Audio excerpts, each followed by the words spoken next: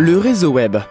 Jiri Pragman disait « Internet est une toile où se projettent les passions comme les fantasmes, des pans de vie réelle et des réalités virtuelles, un réseau où se côtoient contestation et aliénation, fatalisme et fanatisme. » Comment toute cette magie se diffuse dans Internet?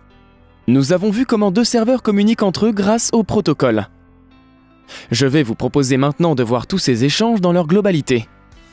Ce qu'on appelle le réseau web. Donc reprenons, nous avons un échange entre nos deux machines. Le client, qui est notre navigateur web, et le serveur qui est...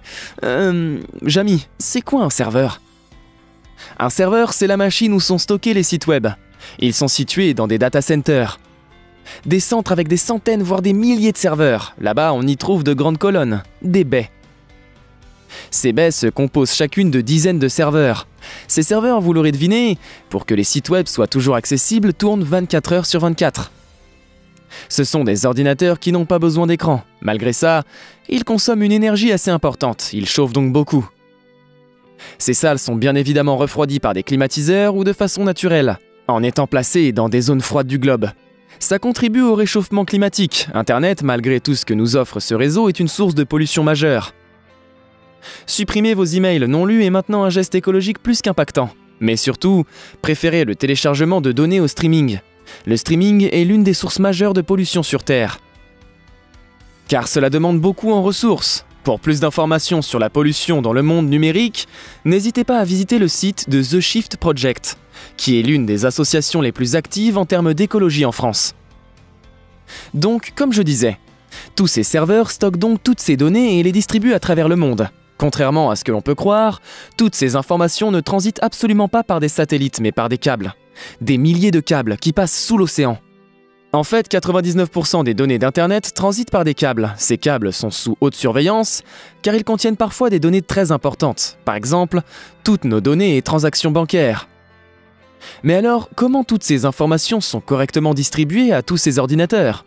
Eh bien, comme les humains avec les colis, on utilise les adresses. Chaque ordinateur a une adresse, c'est une adresse IP.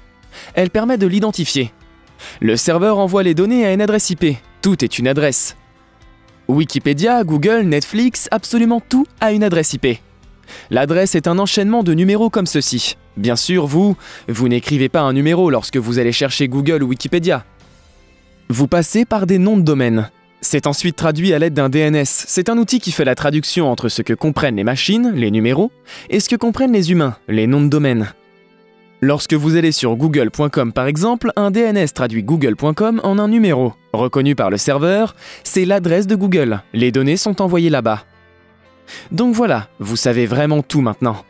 Pour résumer, le web est un échange entre des clients et des serveurs qui font des requêtes et s'envoient des réponses. Tout est traduit avec différents langages et toutes ces machines se reconnaissent à l'aide de numéros d'immatriculation, qui sont des adresses. Vous, en tant que développeur, vous n'avez qu'à apprendre le langage pour communiquer avec une machine. Pas besoin de tous les apprendre, ne vous inquiétez pas. Certains professeurs de Daki sont très bons pour enseigner certains langages. Je vous retrouve bientôt pour d'autres vidéos.